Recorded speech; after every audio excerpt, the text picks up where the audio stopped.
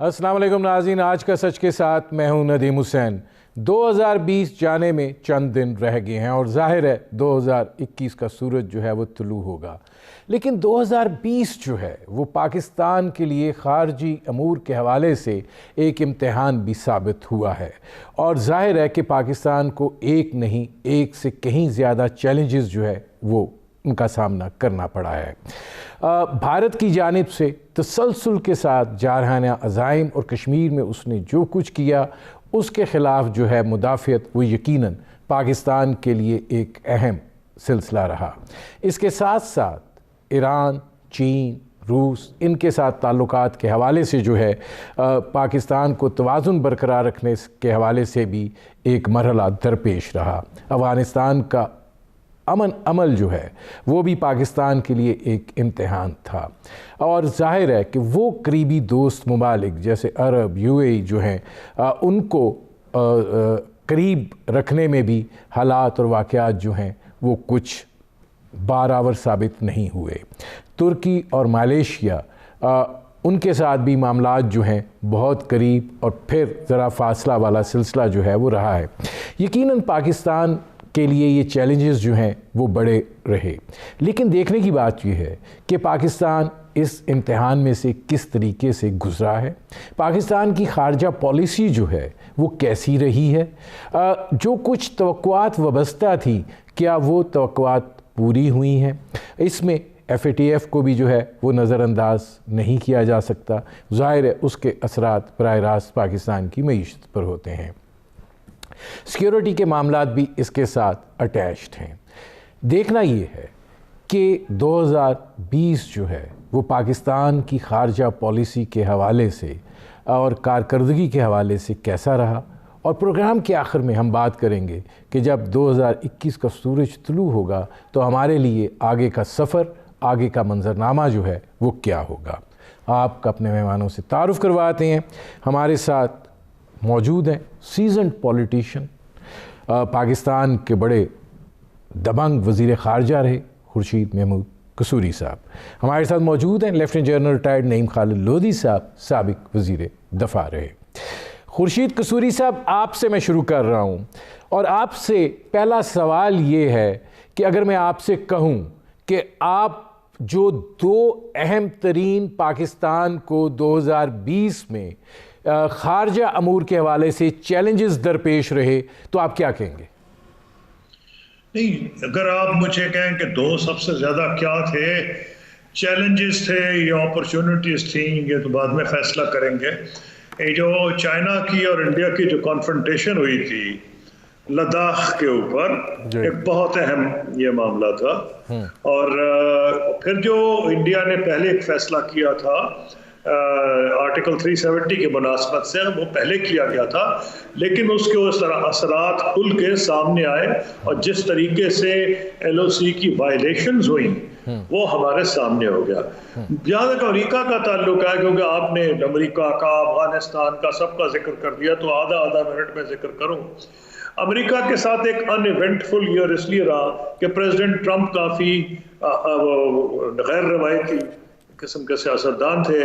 पहले उन्होंने बहुत गैर रवायती, गैर डिप्लोमेटिक लैंग्वेज भी इस्तेमाल की पाकिस्तान के बारे में। फिर उन्होंने प्राइम मिनिस्टर इमरान खान जब वहाँ गए तो उनकी तारीफ़ों के पुल भी बांध दिए। फिर उन्होंने कश्मीर के ऊपर ऑफ़र कर दी कि जी वो मीडिएशन के लिए तैयार है। अब ये इसकी अहमियत ये नहीं है कि वो मीडिएशन में से कुछ निकलना था या नहीं। इसकी अहमियत यह है कि हिंदुस्तान के लिए एक शौक था कि अमेरिका का सदर जो है वो इस किस्म की बात कर रहा है, क्योंकि वो समझते थे अमेरिका तो इंडिया का एलाई है और इंडिया के नज़दीक कश्मीर डिस्प्यूटेड टेरिटरी नहीं है। इससे ये एक इम्पॉर्टेंट डेवलपमेंट थी। लेकिन bye and large president Trump के बारे में को प्रेडिक्ट करना, एक पाकिस्तान एक रोलर कोस्टर किस्म की कहानी थी। अब जब आप 2021 में आएंगे तो हालात बदलेंगे और इस किस्म की सिचुएशन नहीं रहेगी।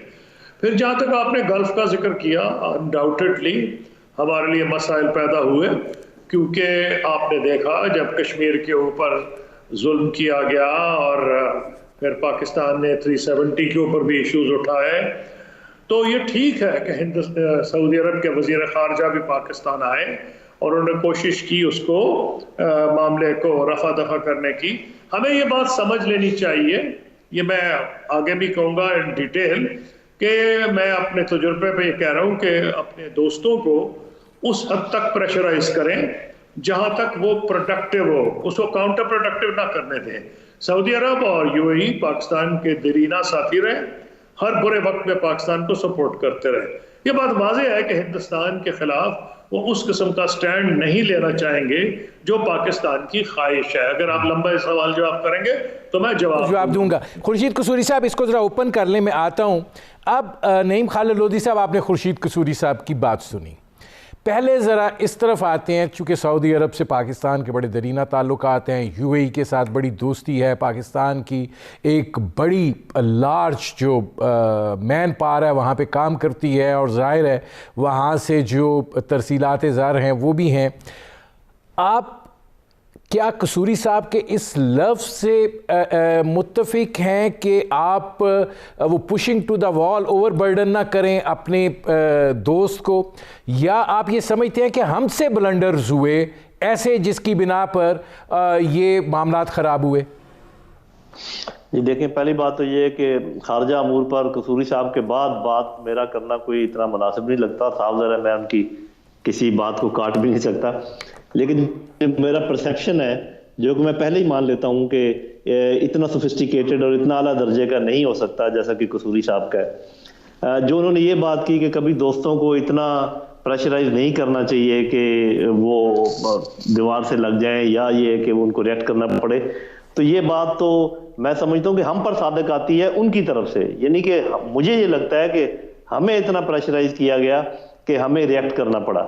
میں یہ نہیں سمجھتا کہ ہم نے کوئی بہت زیادہ دباؤ ڈالا یا ایسی کوئی بات کی, وہ جو جس بات پہ وہ معمولی بات پہ ناراض ہوئے, ہم نے کوئی اتنی بڑی بات نہیں کی تھی. تو میرا تو اپنا یہ خیال ہے کہ پریشرائز ہم ہوئے ہیں, اور یہ جو میں عام نفسیات سمجھتا ہوں انسانوں کی اور قوموں کی, وہ یہ ہے کہ جتنی آپ اپنی عزت کرتے ہیں اس سے زیادہ آپ کی عزت کوئی نہیں کرتا. میں مانتا ہوں وہاں پر ہمارے لوگ ہیں, وہاں سے زر مبادلہ آتا ہے, اور میں یہ بھی مانتا ہوں یہ بڑے سینسٹیو موضوع ہیں, لیکن پھر قوموں کی عزت بھی کوئی چیز ہوتی ہے, اور آپس میں جو آپ کے انڈرسٹینڈنگ ہوتی ہے وہ بھی کوئی چیز ہوتی ہے. اتنی پرانی ہماری آپس کی وہ ہے تعلقات, ہم نے بھی یہ ان کے لیے کچھ کم نہیں کیا, انہوں نے بھی بہت کیا ہوگا. فزیکلی کسی ملک کے بارے میں کہنا کہ جی اس کے دفاع کا ہم گارنٹی دیتے ہیں, یہ کوئی چھوٹی بات نہیں ہے, بہت بڑی بات ہے. اور ہمارے ٹروپس وہاں پر گئے ہیں, ان کے شانہ ہوئے ہیں, ان کی نیوی کو ٹریننگ دی ہے. تو میں سمجھتا ہوں کہ دونوں طرف کو خیال رکھنا چاہیے, اور ہمیں اپنے تعلقات بنا کے رکھنے چاہیے, اور خراب ہونے سے بچانا چاہیے. میں جن صاحب میں آتا ہوں. جی ایک چیز میں ایڈ کرتا جاؤں کہ سعودی عرب سے ہمیں یہ ریکویسٹ کرنی چاہیے کہ ایران جو کہ ہمارا ہمسایہ ہے, اس کے سلسلے میں ہمیں اپنے تعلقات استوار کرنے دیں, اور اس کو یہ نہ سمجھے زیرو سم گیم نہ سمجھے. ہو سکتا ہے کہ اس میں فائدہ ہو ان کا. ٹھیک ہے. اچھا خورشید قصوری صاحب, یہ فرمائیے گا کہ یہ پرسیپشن یہ ڈیولپ ہوا کہ جیسے سعودی عرب, یو اے ای اور باقی ممالک ایک کیمپ ہیں, اور ترکی, ملیشیا اور ایران اور یہ ایک کیمپ ہے, اور ہم جب چلے تو ایسا محسوس ہوا کہ جیسے ہم ایک توازن برقرار نہیں رکھ سکے, اور دونوں اطراف جو ہے ہم اپنی دوستیوں کو بجائے مضبوط کرنے کے کمزور کر بیٹھے. دیکھیے بات یہ, آپ نے جو سوال کیا اس میں ایک قسم کا جواب دیا, تو میں وہ کہنے لگا تھا کہ جو جنرل صاحب کہہ رہے تھے بائی اینڈ لارج میں اس سے اگری کرتا ہوں کہ قوموں کی غیرت اور جو ان کی حمیت ہے وہ بالکل پرائرٹی ہے, لیکن کچھ حقیقت بھی ہے جو لوگ برابری کی بنیاد پر بات کرتے ہیں جو ہمیں کرنی چاہیے. اور میں ان خوش قسمت وزرائے خارجہ میں تھا کہ جب میں وزیر خارجہ تھا پاکستان کی اکانومی بہت اچھی جا رہی تھی, اور ہمارا جی ڈی پی ایک گروتھ ایک سال میں آپ حیران ہوں گے, اب تو وہ عجیب و غریب چیز لگتی ہے, 8.6% تھا, جو چائنا کے بعد جو 9.2 سال گروتھ ہوا تھا, نمبر 2 تھا دنیا میں. IMF کے پروگرام سے ہم نکل گئے تھے, ہم ہاتھ لوگوں کے سامنے نہیں پھیلاتے تھے. اگر ہماری پوزیشن یہ ہو کہ ہمیں بیلنس آف پیمنٹس کے لیے سپورٹ کرنے کی ضرورت ہو اور ہمیں پتا ہے کہ ہم نے وہیں جانا ہے, تو پھر صرف زبان کی, میں بالکل جنرل صاحب 100% صحیح کہہ رہے ہیں, as a Pakistani I am a proud Pakistani, اور میں جب کبھی پاکستان کے بارے میں بات کرتا دبنگ بات کرتا تھا باہر جا کے, یہ کیونکہ ہمارا ایک انٹرنل ڈائلاگ ہے, اس سے مقصد ہے کہ لوگوں کو تک اپنی بات پہنچانا. ہم نے جو کچھ زبان استعمال کی, میں آپ کے سامنے کچھ ہمارے وزراء کے جو بیانات آئے وہ اننیسیسری تھے. اگر تو اس کی امپلیکیشن سمجھ گئی تھی تو پھر تو جانا چاہیے تھا کوالالمپور, اور اگر امپلیکیشن نہیں سمجھی گئی تھی تو ہم سے شاید یہ غلطی ہوئی. پھر یمن کے اوپر میرے خیال میں وہ حالانکہ میاں صاحب کا دور تھا, میاں نواز شریف صاحب کا, ہمارا فیصلہ ٹھیک تھا. ہمیں کوئی ضرورت نہیں کہ ہم جو مسلمانوں کے درمیان معاملات ہیں اس میں کسی کے ساتھ جائے اور کسی کے خلاف جائے. یہ بالکل 100% صحیح پالیسی ہے. لیکن فارن پالیسی کو کہا جاتا ہے there is no room for a bull in a china shop. بڑا سینسٹیو ہے. Foreign policy is all a matter of nuance, یہ سب نوانس کی ہے. آپ کو کسی نے کوئی پابندی نہیں لگائی تھی کہ آپ کوٹھے پہ چڑھ کے نعرے ماریں, آپ پارلیمنٹ میں لے کے جائیں جہاں آپ کو پتا ہے کہ شیعہ, بریلوی, دیوبندی, اہل حدیث اور نون لیگ, پیپل پارٹی, بجائے پاکستان کے سینسٹیو ایشوز جن کی سیکیورٹی امپلیکیشنز ہیں اس پہ بات کریں گی, انہوں نے اپنی اپنی دکان چمکائی, ہر پارٹی نے چمکائی. تو میرا کہنا یہ ہے کہ اٹ واز مس ہینڈلڈ. فیصلہ ٹھیک تھا, ہمیں یمن میں نہیں فوج بھیجنی چاہیے تھی, لیکن اگر میں وزیر خارجہ ہوتا اور مجھ سے کو پوچھا جاتا اور میں اپنی رائے دیا کرتا تھا, تو جب میں وزیر خارجہ تھا ہر وقت میں ایگری نہیں کرتا تھا جو مجھے کہا جاتا تھا, تو میں یہ کہتا کہ آپ بالکل فوج نہ بھیجیں, لیکن کوئی نعرے مارنے کی آپ کو ضرورت نہیں, ہم نیوٹرل ہیں. اس کا جواب جو آیا وہ بڑا سیدھا آیا کہ نریندر مودی کو انہوں نے دعوت دے دی. یوئی کی تاریخ میں کبھی پبلک جلسہ نہیں ہوتا, 50,000 بندہ پہنچ گیا.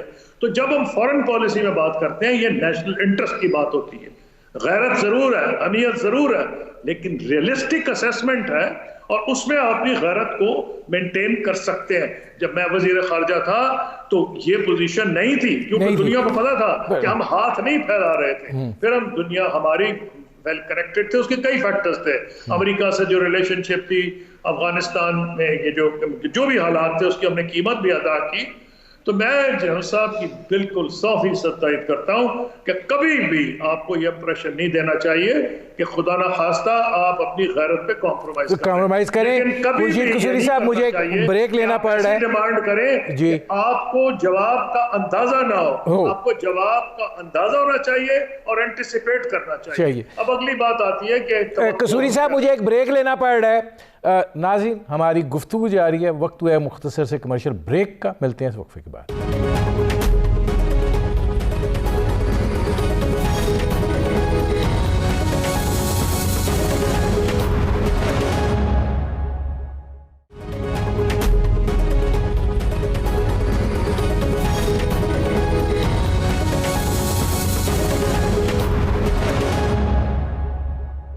Welcome back.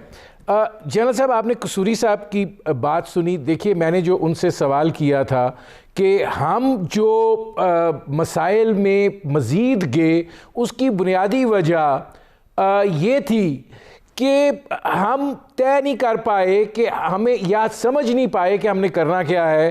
ہم سعودی عرب کے ساتھ دوستی بھی جتا رہے تھے اور پھر ہم ترکی کو بھی پیمپر کر رہے تھے, پھر ہم کوالالمپور کانفرنس جانے کا بھی کہہ رہے تھے, پھر ہم افسوس کا اظہار بھی کر رہے تھے. مطلب یہ جو ایک خڑمس مچا ہے, اور اس سال کے اندر یہ سب سے بڑا خارجہ پالیسی کا خڑمس تھا. یہ خڑمس جو ہے کنفیوژن کا نتیجہ تھا, نہ سمجھی تھی, یا کیا تھا مسئلہ, کیا تھا؟ دیکھیں ویسے تو اگر آپ نے اپنا پروگرام اسی پر کنزیوم کر لیا تو آپ کی مرضی ہے. بڑی بڑی چیزیں رہ جائیں گی, افغانستان رہ جائے گا, کشمیر رہ جائے گا, امریکہ رہ جائے گا, چائنا رہ جائے گا, ہندوستان رہ جائے گا. آپ نے یہی پکڑ لیا ہے, مڈل ایسٹ اور ایران, مرضی ہے آپ کی. دیکھیں بات یہ ہے کہ balance is the best option خارجہ پالیسی میں, ڈپلومیسی میں. لیکن بعض اوقات اس کا مینٹین کرنا بہت مشکل ہو جاتا ہے، اور جو میرا خیال قصوری صاحب نے بڑے اچھے طریقے سے اس کا بتا دیا، اس کو ایکسپلین کر دیا کہ وہ مشکلات کیسی ہوتی ہیں۔ اب آپ دیکھیے، آپ نے خود انٹرو میں بھی اس کا ذکر کیا کہ جو آپ کی اکانومی کی حالت ہے، FATF نے جیسے آپ کو باندھا ہوا ہے، IMF نے جیسے آپ کو باندھا ہوا ہے، آپ کے ہاتھ اور پاؤں باندھ کر اگر آپ کے منہ پہ کوئی تھپڑ مارے تو آپ کیا جواب دیں گے اس کو، یا کس طریقے سے جواب دیں گے؟ تو پہلے آپ کو اپنے ہاتھ پاؤں کھولنے چاہیے، پھر اس کے بعد جو ہے نا ساری بات چیت ہو سکتی ہے۔ بڑا اچھے ہمارے تعلقات ابھی بھی ہیں ترکی کے ساتھ، ملیشیا کے ساتھ، لیکن وہ جو ایک تھوڑا سا ہکپ ہوا، وہ اب اس کے ڈیٹیل میں جانے کی ضرورت نہیں، آپ کو پتہ ہے کہ کیا میسج آیا، پھر بتا دیا وزیر اعظم نے، صاف بتا دیا کہ ہمارے کسی دوست نے کہا، اور وہ سب کچھ، وہ ایک بڑا وہ ہو گیا۔ لیکن یہ نہ سمجھیں کہ اس کا کوئی فائدہ نہیں ہوا ہمارے اسٹانس کا۔ میں سمجھتا ہوں کہ خارجہ پالیسی میں بعض اوقات ایسا ہوتا ہے کہ آپ کو ایک پیغام دینا ہوتا ہے، تو اگر یہ پیغام بھی کافی تھا جس میں ہم نے یہ شو کیا کہ ابھی ہمارا رجحان کہیں اور بھی ہو سکتا ہے، تو میرا خیال دیٹ واز گڈ انف، کوئی اتنی بڑی بات نہیں تھی۔ ایسا ہوتا رہتا ہے، اور اس کی مین وجوہات۔ جنرل صاحب، اب آپ سے سوال لے کے میں جا رہا ہوں، اب میں ذرا آگے بڑھتا ہوں۔ ظاہر ہے کشمیر کو انیکس کرنے کا جو بھارت نے کیا کام، وہ کنٹینیو کیا 2020 کے اندر۔ آپ سمجھتے ہیں جو ہم نے شروع میں اتنا بڑے جوش اور جذبے کا اظہار کیا، ہر جمعے کو کھڑے ہوں گے، یہ ہوں گے، ہماری کشمیر پالیسی بھی جو ہے وہ 2020 میں مدھم ہوتی لائن آف کنٹرول پہ جو کچھ ہو رہا ہے فرنٹ لائن تک ہی رہ گئی؟ جی مجھ سے پوچھ رہے ہیں آپ؟ جی دیکھیں، میرا سٹانس تو بالکل کلیئر ہے، اور وہ یہ ہے کہ اسٹینڈنگ آرمی جو ہوتی ہے اس کا مقصد ہی یہ ہوتا ہے کہ اگر تھوڑی سی اونچ نیچ ہو آپ کے فائنینسز میں، آپ کی اکانومی میں، آپ کے کسی اور مسئلے میں، تو standing army ever ready army ہوتی ہے، اور اس کو آلدو ہر جنگ کا جو ہے نا ایک اثر ہوتا ہے اکانومی پر، ہر چیز پر۔ یہ بھی ہمیں معلوم ہے کہ دو ایٹمی طاقتوں کے درمیان کھلی جنگ نہیں ہو سکتی، لہذا جس طریقے کی پیسیوٹی اور جس قسم کا ڈیفینسو ایٹیچیوڈ ہم نے اس پورے سال میں رکھا ہے، کم از کم میں تو اس پہ شرمندہ ہوں۔ اس کی کوئی ضرورت نہیں تھی۔ میں یہ نہیں کہتا کہ آپ ایک دم ان پر چڑھائی کر دیتے، لیکن پہلے بھی جو میری بات سمجھتے ہیں، جو اسٹریٹجی کو سمجھتے ہیں، وہ میری بات کو اچھی طرح سمجھ رہے ہوں گے کہ میں کیا بات کر رہا ہوں۔ پہلے بھی تو ہم ہندوستان کے ساتھ کبھی اس کے برابر کے تو نہیں تھے، اور ہماری اکانومی بھی کئی دفعہ ان سے ہمیشہ ہی ان سے چھوٹی رہی ہے، فوج بھی ان سے چھوٹی رہی ہے، لیکن آج تک ایسا نہیں ہوا سوائے جو پچھلے سال میں ہوا ہے کہ روز کے حساب سے ایک دو لوگ آپ کے شہید ہو رہے ہیں سیولین، اور آپ روز کہتے ہیں کہ ہم نے منہ توڑ جواب دیا۔ حالانکہ منہ توڑ جواب کی ڈیفینیشن یہ ہے کہ جب ایک دفعہ دشمن وہ کام کرے اور آپ کی طرف سے منہ توڑ جواب ہو تو دوسری دفعہ وہ کام نہ کرے۔ تو یہ جو ہم ہچکچائے ہیں چھوٹے آپریشن سے اور چھوٹے جواب دینے سے، یہ میری سمجھ سے باہر ہے۔ خورشید قصوری صاحب، خورشید قصوری صاحب، آپ بھی سمجھتے ہیں کہ 2020 میں پاکستان کی جو بھارت کے خلاف حکمت عملی ہے وہ دفاعی رہی ہے، وہ اس طریقے سے معاملے کو آگے نہیں بڑھایا گیا جس طریقے سے ہونا چاہیے تھا؟ دیکھیے، پاکستان کی جو فوج ہے وہ الحمدللہ سارے پاکستانیوں کو اس پہ فخر ہے، اور ایک پروفیشنل آرمی ہے اور بیٹل ٹیسٹڈ آرمی ہے۔ اب میں جنرل صاحب جتنا نئی فوج کو سمجھتا، تو میں ایز اے سویلین اس کا جواب دوں گا۔ وہ یہ ہے کہ ایک جنرل امپریشن، کیونکہ میں انڈین میڈیا کو بھی پڑھتا ہوں، جو جنرل صاحب بھی سنتے ہوں گے، پڑھتے ہوں گے، اور میں ویسٹرن میڈیا کو بھی دیکھتا ہوں، وہاں یہ امپریشن نہیں ہوا کہ پاکستان کمزور ہے، یا پاکستان کو پیچھے ہٹ گیا ہے، یا بھارت کی کوئی بڑی بالادستی ہے۔ یہ امپریشن کم از کم مجھے نہیں ہوا۔ جو اسٹریٹجی کا انہوں نے فرمایا، وہ میں تو آلریڈی کہہ رہا ہوں کہ میری وہ سوچ سمجھ نہیں ہے ڈیفنس کے بارے میں جتنی جنرل صاحب جانتے ہیں، لیکن ایز اے سیویلین، کیونکہ میں سارا ورلڈ میڈیا روز صبح دیکھتا ہوں، اور تمام بڑے جو ہے فارن افیئرز، انٹرنیشنل ریلیشن جو بھی ہے، مجھے یہ امپریشن نہیں ہوا کہ پچھلے سال میں یہ دنیا کہہ رہی ہو کہ بھارت نے پاکستان کو نیچے لگا لیا ہے۔ جنرل امپریشن تو یہ آ رہا ہے کہ ابھی میں نے بلکہ ایک وہ پریزیڈنٹ اوباما نے جو کتاب لکھی ہے، اس میں انہوں نے یہ کہا کہ ہندوستان میں جب گیا، اب یہ کنٹینیویشن ہوتی ہے پالیسی کی، اور اوباما کتاب اب لکھ رہے ہیں. اگر میں 4 سال پرانی کتاب لکھوں، میں لکھ رہا ہوں انشاءاللہ اب کہ میں اردو میں لکھ رہا ہوں مودی کے بارے جو کچھ ہو رہا ہے، جو پاکستان انڈیا کی پوزیشن ہے. تو اب میرے زمان میں یہ بھی ہوگا، چاہے میں 2021 میں لکھوں کہ 2018-19 میں کیا ہوگا، لیکن 2021 از امپورٹنٹ. اوباما نے اب کتاب لکھی ہے اور انہوں نے اس میں یہ کہا ہے کہ ہندوستان والے بڑے اس بات پر اتراتے تھے کہ دیکھیں جی ہم پاکستان کا مقابلہ کر رہے ہیں اس کی نیوکلیئر پروگرام کا. میں حیران ہو گیا یہ پڑھ کے. میرا خیال یہ تھا کہ وہ تو سمجھتے ہیں وہ بہت بڑا ملک ہے ہندوستان جو ہے، اور وہ یہ کہنا کہ انہوں نے بڑی پاکستان کا مقابلہ کر رہے ہیں اور انہوں نے نیوکلیئر ویپنز ہمارے مقابلے بنائے ہیں. تو انہوں نے بہت سی چیزیں آئی ہیں. مجھے امپریشن یہ نہیں ملا ریگارڈلس جو جنرل صاحب نے بات کی اس کا اکارڈینس ہوگا جو مجھ سے بہتر سمجھتا اور نیچرل ڈیفنس فورسز میں ہوگا. تو لیکن مجھے as a somebody who looks at international affairs very very acutely on a daily basis, general impression یہ ہے کہ پاکستان کی فوج بیٹل ہارڈنڈ ہے.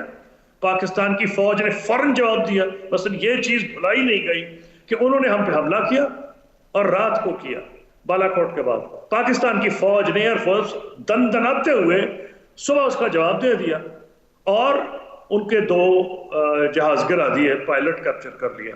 تو امپریشن جو ہے وہ ایکچولی یہ نہیں دنیا میں نہیں گیا. لیکن نیچرلی میں نہیں بتا سکتا کہ جن ڈیفنس سرکلز کا جنرل صاحب ذکر کر رہے ہیں ان کا کیا پیمانہ ہے. شاید پاکستان کو کچھ اور کرنا چاہیے تھا. لیکن میں جو آپ کو امپریشن دے رہا ہوں as a former foreign minister, as a civilian. جی اس میں جنرل صاحب یہ فرمائیے گا کہ یہ آپ پہلے میں آپ سے پوچھ رہا ہوں کہ آپ یہ سمجھتے ہیں کہ جو ایک تو یہ دفاعی اسٹریٹجی ہے، ایک سفارتی حکمت عملی جو ہے، کیا وہ اتنی مؤثر رہی، اتنی متحرک رہی کشمیر کے معاملے میں کہ وہاں پہ کوئی ریلیف آ سکے، یا وہ بھی آپ یہ سمجھتے ہیں کہ اس میں بھی ہمارا رویہ جو ہے وہ پیسو رہا؟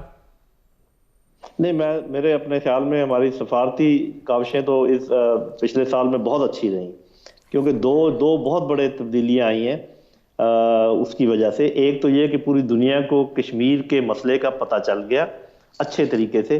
آپ نے دیکھا کہ یو کے کی پارلیمنٹ میں بھی بات اٹھی اور یورپین یونین کی پارلیمنٹ میں بھی بات اٹھی، وہاں سے امریکہ کے اخباروں میں باتیں آئیں، امریکہ کے سینیٹرز نے بات چیت کی.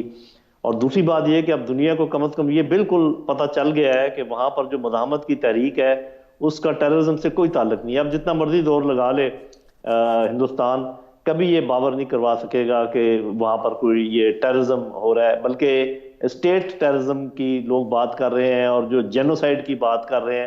تو اس میں تو کوئی مجھے میرا خیال ہے کہ بہترین ہے. اور یہ میں بڑا خوش ہوں اس بات پہ کہ اگر امپریشن یہ ہے دنیا کا جو قصوری صاحب بتا رہے ہیں یہی ہوگا، کیونکہ وہ زیادہ اس پہ نظر رکھتے ہیں، تو یہ تو بڑی خوشی کی بات ہے. لیکن میرے ذہن میں بس یہ آتا ہے کہ دیکھیے کوئی بھی سنجیدہ پولیٹیکل ایشو صرف سفارتکاری سے حل نہیں ہو سکتا، چاہے آپ سونے کی سفارتکاری کر دیں، جب تک آپ پولیٹیکلی اس کو سپورٹ نہ کریں. جنرل صاحب مجھے ایک بریک لینا پڑ رہا ہے. ناظرین ہماری گفتگو جاری ہے، ایک مختصر سے کمرشل بریک کا وقت ہوا ہے، ملتے ہیں اس وقفے کے بعد.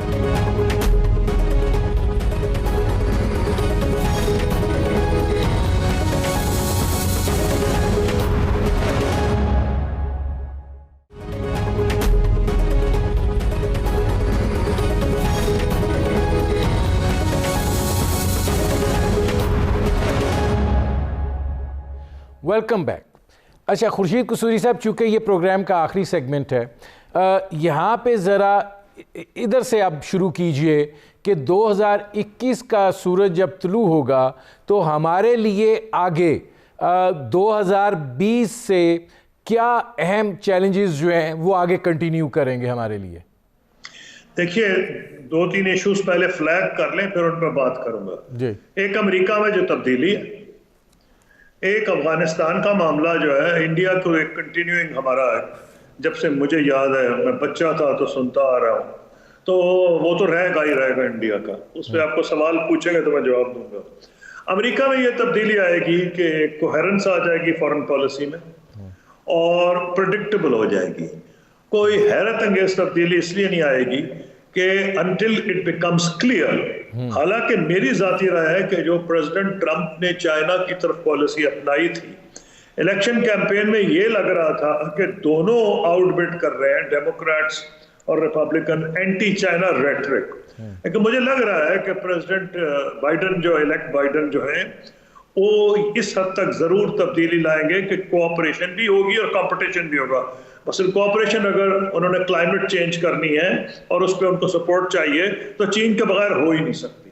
نمبر 2، اگر وہ چاہتے ہیں کہ غربت جو کہ اس کو فائٹ کریں، اور اس کی وجہ یہ ہے کہ امریکہ کی اکانومی نے بھی بری طرح سفر کیا، کرونا وائرس صرف باقی دنیا نے نہیں کیا، امریکہ نے بھی کیا ہے، تو ان کے لیے ضروری ہوگا کہ ایسی پالیسیز نہ اپنائیں کہ in the short to medium term اور زیادہ تکلیف امریکہ کو اکنامکلی ہو. اور جو ایک آسان طریقہ ہے، زبان جو مرضی استعمال کریں، ٹریڈ میں اس قسم کی مشکلات پیدا نہ کریں جو پریزیڈنٹ ٹرمپ پیدا کر رہے تھے. مجھے لگ رہا ہے کہ کچھ تبدیلی ان کی جو ٹیم آئی ہے، مثلا ان کے جو فارن سیکرٹری اسٹیٹ ڈیزگنیٹ ہے، ان کی چائنا کے بارے میں جو خیالات ہیں، اور نیشنل سیکورٹی ایڈوائزر، وہ مختلف ہیں جو ماضی کے تھے. پہلے جان بولٹن تھے جن کو میں جانتا تھا کیونکہ میرے دور میں وہ یو این میں تھے، وہ بڑے ہارڈ لائنر تھے، اور پومپیو صاحب بہت بڑے ہارڈ لائنر ہیں چائنا کے اوپر. تو ایک تو باوجود اس کے کہ وہ چاہے انڈیا کو اپنا حلیف سمجھتے ہیں، لیکن مجھے یہ بھی لگ رہا ہے کہ آہستہ آہستہ ان کو سمجھ آئے گا کہ انڈیا کو حلیف بنانے میں کوئی اتنا بڑا ان کو فائدہ نہیں ہوا، اور انڈیا کو یہ نظر آئے گا کہ اس کو کوئی خاص فائدہ نہیں ہوا. میں وجہ بتاؤں گا کیا. دیکھیں، وہ جو اب جب آپ بات کرتے ہیں نا انڈو پیسفک یا جو بھی کہانی ہے، تو میں تو خیال ہے انڈو پیسفک کی جو ٹرم ہے، ہو سکتا ہے اوباما اس کو بھی کم یوز کریں اور ایشیا پیسفک کی طرف چلے جائیں. اگر آپ سوال پوچھیں گے تو میں جاؤں گا. لیکن یہ جو انڈیا کا اور چائنا کا جو ٹکراؤ ہوا ہے لداخ میں، بیسکلی یہ لینڈ ماس ہے، یہ جھگڑا جو ہے زمین پہ ہے. امریکہ اس میں کیا کرے گا؟ امریکہ تو افغانستان اور عراق سے بھی اپنے بندے نکال رہا ہے، کوئی 2000 چھوڑ رہا ہے، 2500 چھوڑ رہا ہے. تو جو اس نے وہ جیو اسپیشل انٹیلیجنس جو بیکا کے ذریعے، وہ بیکا کے بغیر بھی آ رہی تھی، جیو اسپیشل انٹیلیجنس کوآپریشن، وہ جاری رکھ سکتا ہے. تو چائنا کو امریکہ کا اتنا بڑا یہ فائدہ نہیں ہے. شور مچانا اور بات ہے. وہ پنجابی بڑی ایک ایکسپریسو لینگویج ہے، اس میں کہا جاتا ہے اللہ میاں نیڑے یا کسن. چین ان کے سر پہ بیٹھا ہے، اوپر ہتھوڑے مار رہا ہے، جب اس کی دل چاہتا ہے ہتھوڑے مار دیتا ہے، جب چاہتا ہے رک جاتا ہے. اور امریکہ جو ان کی مدد کرے گا، جب کرے گا تو کرے گا. تو وہ مجھے نہیں لگ رہا کہ یہ اس قسم کا الائنس بنے گا. نہ تو کوئی الائنس کی ٹرم یوز کر رہا ہے، کیونکہ نہ مودی کو فائدہ ہے نہ امریکہ کو فائدہ ہے. تو مجھے اس لیے لگ رہا ہے کہ جو پریزیڈنٹ ٹرمپ کی لینگویج تھی انڈو پیسفک، ہو سکتا ہے وہ لینگویج ہی چینج ہو جائے، اور نہ بھی ہو تو زیادہ اکنامک کوآپریشن آئے گی. مثلا پہلے اے پیک جو ہے، جو باڈی تھی جس کو اکنامک، اس وقت پریزیڈنٹ اوباما کے دور میں بھی انہوں نے یہ کیا تھا، پریزیڈنٹ اوباما نے، کہ انہوں نے اس کو ٹرم نئی کی تھی rebalancing to Asia, pivot to Asia, rebalancing to Asia. انہوں نے انڈو پیسفک کا اتنا زور نہیں کیا جتنا ٹرمپ کر رہے تھے، لیکن وہ اے پیک کو اگنور نہیں کرتے تھے، یعنی کہ اکنامک فورمز جو ہیں اس کے، وہ نہیں کرتے تھے. ٹرمپ صاحب نے تو اس کی بھی حیثیت کم کر دی تھی. تو میں سمجھتا ہوں کہ چین کی امپرومنٹ سے جو ریلیشن شپ ہوگی، حالانکہ ان کا کمپٹیشن جاری رہے گا، پاکستان پہ شاید نیٹ فائدہ ہو جائے گا، کوئی زیادہ بڑا نقصان نہیں ہوگا. پھر ان کی ریٹرک جو ہے وہ بھی کم ڈینجرس ہے. تو اگر آپ مجھ سے پوچھیں تو آن دا ہول پاکستان کے لیے امریکہ کی طرف سے خطرہ کم ہوگا. پھر جو کیری لوگر برمن بل تھا، اس میں بائیڈن صاحب اس کے محرک تھے، روح رواں تھے، اور ان کو ہلال پاکستان بھی اس بنیاد پر دیا گیا. تو میں سمجھتا ہوں کہ اتنا خطرہ نہیں. ہاں، ہماری وہ ریلیشن شپ تو ہو نہیں سکتی کیونکہ اسٹریٹجک کنورجنس جو ہے ان کی ہے، لیکن افغانستان میں امریکہ کو ہماری ضرورت ہے اور ہم پوری کوشش کر رہے ہیں. الحمدللہ پاکستان کی فوج نے، ISI نے بڑا پازیٹیو رول ادا کیا ہے افغانستان کے معاملے میں، ان کو ٹیبل پہ لایا ہے. جو آگے کی مشکلات ہیں، مجھے کوئی ڈاؤٹ نہیں، ابھی جو پرائم منسٹر عمران خان گئے تھے اس میں سارے آن بورڈ ہیں، فوج بھی، سول گورنمنٹ بھی. کوشش یہی ہوگی کہ افغانستان میں ان دونوں کی بھی آپس میں کوئی ڈائلاگ ہو, کیونکہ ہم نے ماضی میں دیکھا ہے اگر ڈائلاگ نہیں ہوگا, سول وار کنڈیشنز ہوں گی تو وہ اوور فلو کر کے پاکستان آئے گی. اچھا, اس میں جنرل صاحب یہ فرمائیے گا کہ آپ کیا سمجھتے ہیں کہ 2021 میں یہ سارے challenges as it is baggage اٹھا کے جانا پڑے گا, انٹر ہونا پڑے گا, پھر سوچنا پڑے گا نئے سرے سے؟ دیکھیں بیگیج تو صاف ظاہر پہ ایک دم اس سے چھٹکارا نہیں حاصل کر سکتے, وہ تو تاریخ کا بیگیج جو ہے وہ آہستہ آہستہ اترتا ہے, ایک دم نہیں اترتا.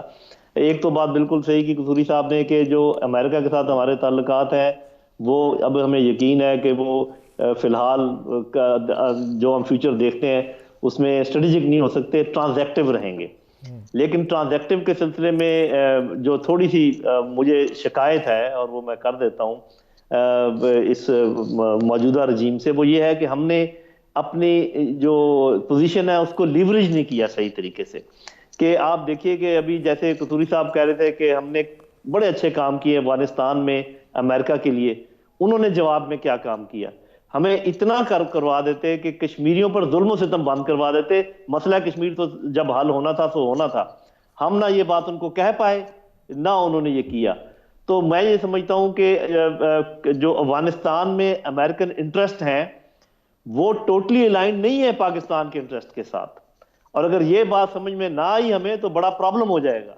کیونکہ یاد رکھیں کہ وہاں پر چین کا انٹرسٹ بھی ہے, وہاں پہ رشین انٹرسٹ بھی ہے, سینٹرل ایشین کا انٹرسٹ ہے اور ایران کا انٹرسٹ ہے, اور یہ جتنے میں نے ملکوں کے نام لیے ان کے انٹرسٹ امریکہ کے انٹرسٹ کے کراس جاتے ہیں.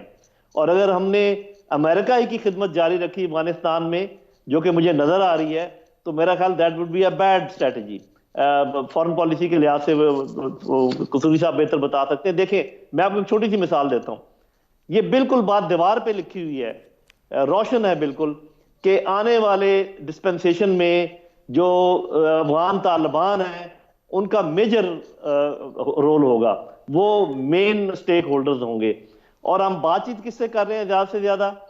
اشرف غنی کی حکومت سے, جس کا میں سمجھتا ہوں کہ وہ حکومت جس طریقے سے آئی ہے وہ بھی ہمارے سامنے ہے, جتنی اس کی فالوئنگ ہے وہ بھی ہمارے سامنے ہے, صرف اس لیے کہ امریکہ کی آشیرواد حاصل ہے, امریکہ کے کہنے پہ ہم یہ سارے کام کر رہے ہیں. ہمیں اپنا انٹرسٹ دیکھنا چاہیے. وہاں پہ بہت لوگ ہیں, عبداللہ ہے, حکمت یار ہے, ہزاراز ہیں, ازبیکس ہیں, تو ہمیں Iran, China, Russia, central Asian countries ان کے ساتھ مل کر افغانستان کی پالیسی پر زیادہ توجہ دینی چاہیے اور امریکہ کے حاکمے پہ اور نہیں آگے جانا چاہیے. اچھا قصوری صاحب, میرے پاس چونکہ وقت کا میں آپ سے چاہوں گا مجھے اس کا بڑا فوکسڈ اگر آپ جواب دے دیں. کیا بھارت کے ساتھ معاملات جو ہیں, جو بھارت کی پاکستان کے خلاف پروکسی وار کی جارحانہ حکمت عملی ہے, یہ ہمارے لیے ایک بڑا تھریٹ پرسیپشن رہے گا؟ دیکھیے پہلی بات تو یہ ہے کہ آپ کا کیا خیال ہے کہ اگر نریندر مودی کو ان کی فوج نے یا ان کی انٹیلیجنس ایجنسیز نے یہ کہا ہوتا کہ پاکستان ترنے والا ہے تو آپ حملہ آور ہو جائے, فارغ کرتے ہیں پاکستان کو. ریسنٹلی جو کتابیں آئی ہیں, امریکنز نے لکھی ہیں, انڈینز نے لکھی ہیں, گوروں نے لکھی ہیں, وہ ساری کتابیں جو ہیں, اور میں نے اپنی کتاب کے لیے ریسرچ کی تھی, اس میں لکھا ہے, ان کو کوٹ بھی کیا ہے, انڈینز کو میں نے کوٹ کیا ہے, ان میں کوئی بھی یہ نہیں سمجھتا کہ انڈین آرمی کو کوئی اس قسم کی برتری حاصل ہے. مثلا ایک پاکستان اور انڈیا میں جو بنیادی فرق ہے کہ جو پاکستان آرمی پلان کرتی ہے کہ اس کو کچھ ویپن سسٹمز اگر چاہیے اور اس پہ عمل درآمد ہو جاتا ہے, اس کی وجہ یہ ہے کہ فوج کا یہاں عمل دخل حکومت میں زیادہ ہے. ہندوستان میں تو جو ڈیفنس سیکٹری ہے وہ ان کے آرمی چیف سے صحیح طریقے سے بات نہیں کرتا, ان کے کئی ڈیفنس پروجیکٹس پورے نہیں ہوتے. آج بھی الحمدللہ چاہے خالد کا جو ریوائزڈ ٹینک ہے, پھر جو JF-17 مجھے بہت اس میں I am very proud of the fact کہ میں نے اس میں ایک رول ادا کیا تھا چین کے ساتھ, اور فریگیٹس جو آئے ہیں, پھر سول نیوکلیئر انرجی, جتنی چیزیں ہیں اس میں چائنا نے جس قسم کی ہماری مدد کی ہے وہ ایسی ہے کہ ہم ایک حد تک خود کفالت کی طرف گئے ہیں. اور اب جو چائنا سے ہماری کوآپریشن ہے وہ اس سے اونچی لیول کی ہے. حالانکہ میں سب فارن منسٹر نہیں ہوں, لیکن میں اپنے ماضی کے ایکسپیرینس سے اندازہ لگا سکتا ہوں. جو انڈینز خود کہہ رہے ہیں وہ یہ کہہ رہے ہیں. اور دو قسم کے انڈینز ہیں. ایک وہ انڈین جو مورڈی کے خلاف ہیں, وہ کہہ رہے ہیں بالکل نان سینس, اس نے کچھ نہیں کیا اور ڈیفنس فورسز کو سٹارو کیا. دوسرے وہ انڈینز ہیں جو نارملی ایسی زبان استعمال نہیں کرتے, جیسے شیکھر گپتا جس قسم کی وہ زبان استعمال کرتے ہیں, وہ نارملی اسٹیبلشمنٹ کے بہاف پہ بولتے ہیں. انہوں نے بھی یہ کہا کہ Moody's half mistake, half blunder. Nehru کو انہوں نے کہا تھا فل بلنڈر, ان کو کہا ہاف بلنڈر. نہرو نے فل بلنڈر اکارڈنگ ٹو ہم چائنا کے مقابلے میں کیا, انہوں نے ہاف بلنڈر کیا کیا اکارڈنگ ٹو ناؤ. جو تو وہ ہیں جیسے پراوین سانی ہیں, جن کی جو ڈیفنس جنرل انڈیا کا میں ریگولر پڑھتا ہوں, جس پہ کہ وہ ایڈیٹر ہے اور انہوں نے کتاب بھی لکھی ہے ڈریگن آن آور ڈورسٹیپ, جو میں نے وہ کتاب بھی پڑھی ہے. تو میں اس پہ کہہ رہا ہوں ان کا ایک پوائنٹ آف ویو ہے, وہ کیونکہ ریٹائرڈ ملٹری کے بندے ہیں, وہ تو انڈین آرمی کو اسپیئر نہیں کرتے. وہ کہتے ہیں کہ انہوں نے کچھ نہیں ہمارا کیا, ہمارا بیڑا غرق کر دیا, اوپر سے کہتے ہیں ہم ہاف وار لڑیں گے. اب دوسرے لوگ بھی ہیں. مجھے یہ خیال ہے کہ انڈیا ایسا کوئی غلطی نہیں کرے گا کہ ہم پہ ایسا حملہ اگر خدا نہ خواستہ ہو جائے. Pakistan army battle tested army ہے اور وہ شاید اس سے زیادہ جو کر رہا ہے نہیں کرے گا. اگر کرے گا تو اس کا خمیازہ بھگتنا پڑے گا. میرا پروگرام کا وقت ختم ہو رہا ہے. بہت شکریہ خورشید قصوری صاحب, بہت شکریہ لیفٹیننٹ جنرل ریٹائرڈ نعیم خالد لودھی صاحب. ناظرین, آپ نے ہمارے پینل کے شرکاء کی گفتگو سنی. اب تک کے لیے اتنا ہی, اجازت دیجیے. اللہ حافظ.